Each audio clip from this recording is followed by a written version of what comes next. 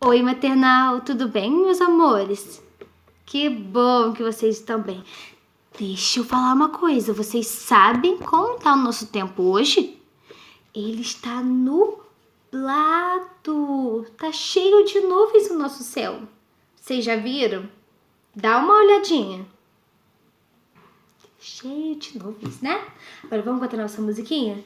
Cai, cai, balão, aqui na minha mão. Não cai não, não cai não, não cai não, cai na rua do sabão. Agora a gente vai fazer uma tarefinha, tá bom? A gente vai explicar pra vocês. Olha só. Olha essa novidade na floresta. Olha, maternal, o que será que essa turminha está aprontando? Olha aí para a apostila de vocês. O que eles estão construindo aí? O que é isso daqui que eles estão construindo?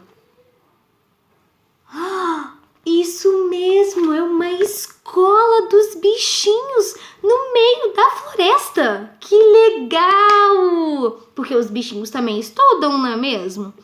Agora, tia, quer que vocês peguem a apostila de vocês aí, como vocês já estão com a apostila, né?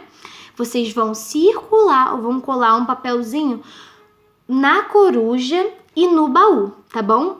Encontre a coruja e o baú e marca ele pra mim na apostila de vocês, tá bom? Combinado? Beijinho!